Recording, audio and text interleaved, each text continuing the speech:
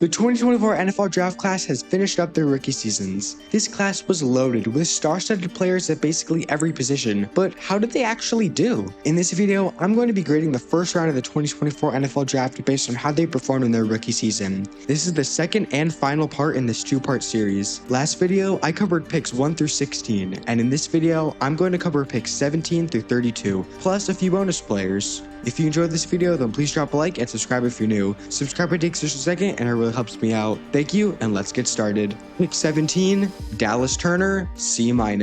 Turner was the Vikings' second first-round pick of the night, and he was drafted into an interesting situation. The Vikings had already signed free agent edge rushers Jonathan Grenard and Andrew Van Ginkel, which caused Turner to only play 302 snaps in his rookie year, and unfortunately, he was pretty inefficient for the most part. He had just 12 pressures on 144 pass rushing snaps for a pressure rate of just 8.3%. He also had a pass rush win rate of 5.8% and a missed tackle rate of 16.7%. None of these are good. However, we do have to remember that Turner was extremely raw coming out of college. His athletic tools and upside were the reason he got drafted in the first round. He also only just turned 22 at the beginning of February, and there were some plays where he showed his true potential. He wasn't very productive on most of his snaps, but his big plays were big. His sack on Caleb Williams in particular was legitimately one of the best pass rushing moves out of anyone this season. That is the kind of potential Dallas Turner has. Unfortunately, his rookie season was not good, but as he gets older and stronger, and the more he learns from Brian Flores, I truly do think he will become a very good player.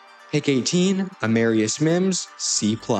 Amarius Mims is a massive human being, being listed at 6'7", 340 pounds. He fit right in with the Bengals' two other tackles, Orlando Brown Jr. and Trent Brown, both of which are 6'8" and above 340 pounds. Mims actually played quite a bit in his rookie season, despite being the third tackle on his own team, as he played 835 snaps. Mims allowed 33 pressures and 4 sacks on 560 pass blocking snaps for a pressure rate of just under 6%. He had a couple good games. He actually had a perfect zero pressure game allowed against the Broncos, which we've seen have torn apart other rookie offensive linemen, but he also had 2 games where he allowed 6 pressures each and another 5 pressure allowed game. He didn't log a game without a pressure allowed until week 15, though to be honest, his pass blocking overall wasn't that much of a problem. His run blocking wasn't amazing though, as he had just a 52.6 PFF run blocking grade. I think the main problem with Mims is that he just doesn't have that much experience. He only played 803 snaps in 3 seasons of college. He already has more than that in 1 year in the NFL. Offensive linemen do tend to take longer to develop, and while I don't think Mims was anything special, I don't think he was horrible either. Pick 19, Jared Verse, A+.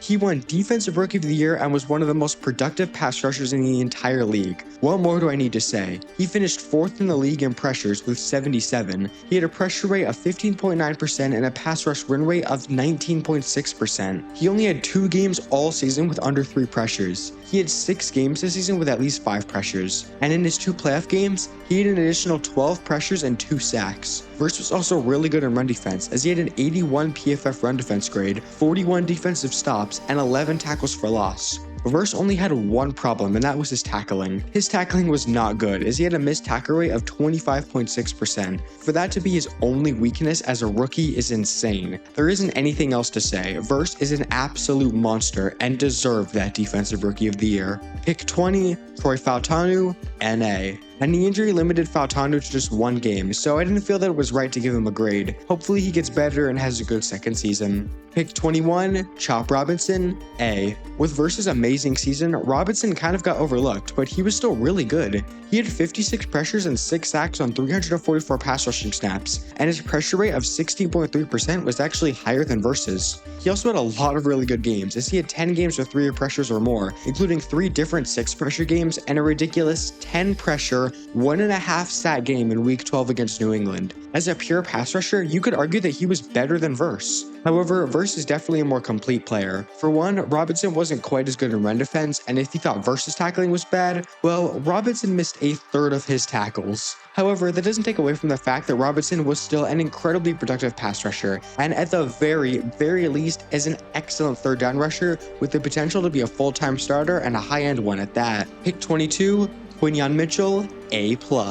So is Howie Roseman a genius, or is the rest of the NFL just stupid? And I think it's a combination of both, because going into the draft, the Eagles' biggest need was secondary, and the NFL let a consensus top 15 prospect and the best corner in the draft fall to the Eagles at pick 22. And look where they are now. Mitchell was incredible as a rookie and made a strong case for Defensive Rookie of the Year. He only had 2 games all season where he allowed more than 50 yards, those coming in weeks 1 and 4. After his week 5 bye, he allowed an average of just 20.25 yards per game, with the most yards he allowed in a game in that span being 47 in week 16. His highlight moment was holding Terrion McLaurin to 0 catches and 0 yards in week 11. He actually had 6 different games where he allowed under 20 yards. He didn't record any interceptions, but had 9 pass breakups and only committed 3 penalties. And once the playoffs rolled around, Mitchell was somehow even better. In 4 playoff games, Mitchell recorded 2 interceptions, allowed just 46 yards, and allowed a passer rating of, get this, 33.8. If a quarterback spikes the ball on every play, they would have a passer rating of 39.6. In the playoffs, quarterbacks were better off throwing the ball into the dirt rather than throw at Mitchell. That is utter insanity. Along with Cooper DeJean, the Eagles may have just found the new best cornerback duo in the league in the same draft, and I truly do believe that without Mitchell, the Eagles most likely would have not won the Super Bowl. He was that good. Pick 23, Brian Thomas Jr., A+. I know everybody likes to talk about Malik Neighbors and Brock Bowers, and deservingly so, but Thomas actually led all rookies in both receiving yards and receiving touchdowns. He caught 87 passes for 1,282 yards and 10 touchdowns, all while having Mac Jones as his quarterback for half the season. Those 1,282 receiving yards was 3rd in the entire league. He had 4 100-plus yard games, his highest being against the Raiders in week 16, where he had 132 yards. He only had 5 games with under 50 yards and scored a touchdown in over half of his games. He had an okay drop rate of 6.5%, but had a 52.9% contested catch rate. He was also decent after the catch, his 572 yards being 5th in the league, and his 6.6 yards after a catch per reception being tied for 15th. Thomas was good in all phases of the game, and the Jags have found their number 1 receiver for the foreseeable future. Pick 24, Terrion Arnold, D+. We finally reached my first actual bad grade, and while the Lions did a lot of things right, Arnold wasn't exactly one of them. He had a really rough rookie season. He was targeted 93 times and allowed 728 yards and 4 touchdowns while not recording a single interception. He allowed a passer rating of 99.2 when targeted. He allowed over 70 yards in 5 separate games and allowed more than 90 yards 3 times. He did have some good games, like when he allowed just 9 yards in week 14 against Green Bay and allowed 0 yards in week 18 against Minnesota, but it overall was bad. Another real killer was the penalties. He had 10 on the season and 8 in his first 4 games. It's good that he was able to get better and not have as many penalties down the stretch, but it's still a worry. In the divisional round, he also wasn't that good, allowing 64 yards on 5 targets and a passer rating of 118.8. That playoff performance is a stark contrast to the playoff performances by fellow rookie Quinyon Mitchell, who was taken just 2 picks ahead of him. To me, Arnold really needs to focus on the mental side of the game. His physical tools are all there, but he made some boneheaded mental mistakes. Perfect example is this play right here on this touchdown by Aaron Jones. Arnold is the contain man. He needs to stay outside in order to prevent a big play like this, but he drifts way too far inside and gives up the touchdown. I think another year of coaching can help with this, and I do think he will improve, but I'm only grading on what I saw in his rookie season, and overall, it was some pretty bad play. Pick 25, Jordan Morgan, NA. Morgan only played 186 snaps in his rookie season, so I don't think it's fair to give him a full grade. He only appeared in 6 games and only had 1 game with more than 40 snaps. If I absolutely had to give him a grade, I would probably give him somewhere around a C, but I want to see more before I fully decide. Pick 26, Graham Barton, B+.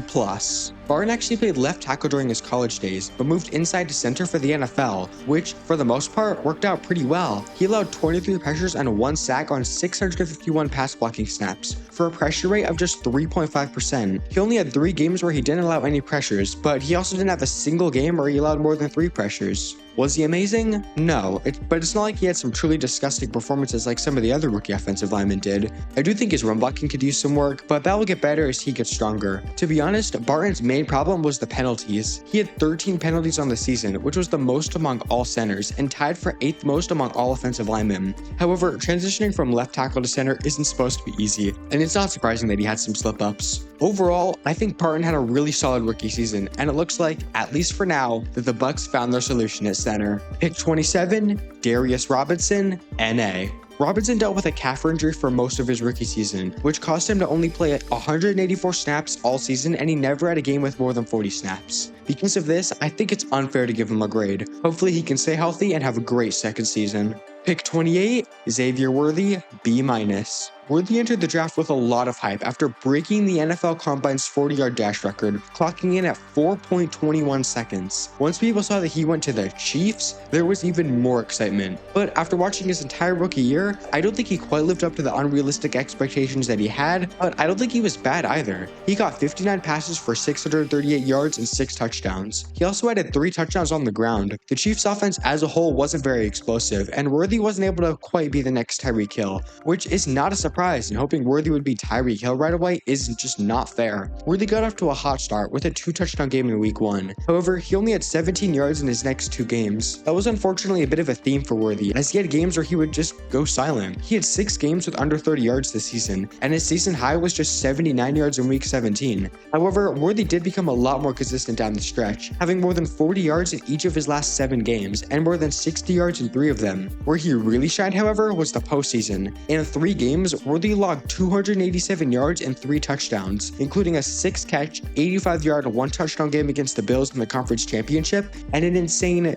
8-catch, 157-yard, 2-touchdown game against the Eagles in the Super Bowl. The Chiefs were horrible in that game, but you have to be happy that Worthy stepped up big in a big-time game. Overall, I think Worthy didn't have quite that special season we were all hoping for, but he was still really good, and hopefully he can take that momentum from his Super Bowl performance into next season. Pick 29, Tyler Guyton, C-. The Cowboys' only notable free agent signing was Ezekiel Elliott, so they needed to hit on their first-round pick in order to salvage this terrible offseason. And it's only been 1 year, but Guyton so far hasn't shown he can be a franchise tackle yet. He allowed 26 pressures and 6 sacks on 439 pass blocking snaps for a pressure rate of just under 6%. He did have a couple good games, such as in week 16 and 17, where he didn't allow a single pressure in each of those games, but there was a lot of bad. Guyton allowed at least 2 pressures in 10 different games, including 2 games where he allowed 4 pressures. He also had 4 different games with a PFF pass blocking grade below 40, including a game against the Giants in week 13, where he had a 0.3 pass blocking grade. His run blocking wasn't much better, and his overall PFF grade for the season was just 49.4, which is not good at all. Guyton had a few good games, but it's not enough to save what was overall a pretty disappointing rookie season. Pick 30, Nate Wiggins, B+. Wiggins had both size and injury concerns coming out of college, which led to him being the 3rd corner off the board. And I think 1 year later, there are multiple teams that wish they took him. Wiggins was very good in his rookie season, allowing just 431 yards, no touchdowns, and just a 64.6 passer rating when targeted. He had 11 games this season where he allowed under 50 yards, and 7 games where he allowed 10 or fewer yards. Now, granted, he did not play nearly as many snaps as other corners like Mitchell and Arnold, but this is still impressive nonetheless. He didn't record an interception, but had a forced fumble and 8 pass breakups. He did have 8 penalties, which is a bit of a knock, but I never really felt like it was a real problem as it was with Arnold sometimes. His tackling wasn't great, as he missed 15.8% of his tackles, but he still had 8 defensive stops and an 80.6 PFF run defense grade, which was tied for 10th among corners who had at least 150 run defense snaps. His playoff performances were decent as well, but nothing special. In his 2 playoff games, he allowed receptions on all of his targets, but he was only targeted 5 times on 57 coverage snaps and only allowed a total of 68 yards. Overall, I think Wiggins showed a lot of promise in his rookie season, and I think the Ravens found a good corner for the future. Pick 31, Ricky Pearsall, NA. Pearsall did play 325 snaps in his rookie season, but it's really hard to justify giving a grade to someone who got shot before the season, which obviously affected him. He only played more than 40 snaps 1 time out of 11 games, and played 35 or less snaps 8 times. I think he showed a lot of flashes, especially in week 17 where he had 141 yards and a touchdown, but I think it's unfair to give Pearsall a definitive grade. Pick 32, Xavier Legette, C-. The Panthers traded into the first round so they could take Legette, and unfortunately, he was disappointing for the most part. The Panthers did have a lot of offensive struggles, especially in the first half of the season, but Legette wasn't able to do much to help the situation. He finished with 49 receptions for 497 yards and 4 touchdowns. He only had 3 games with above 50 yards and had 6 games with 30 or less yards, including 4 games with under 10 yards. The main problem for Legette was the drops, as he had 8 on the season, giving him a 14% drop rate. The most notable one was obviously the drop at the end of the Eagles game that had he caught, the Panthers might have beaten the Super Bowl champions. One redeeming factor is that he caught over 50% of his contested catch looks, but that isn't enough to save what was an overall really disappointing rookie season. All of the first round picks have now been graded, but there were 3 teams that didn't make first round selections: the Bills, Texans, and Browns. So because I don't want to leave those 3 teams out, I'm going to go ahead and grade each of those teams' top picks. Starting with pick 33,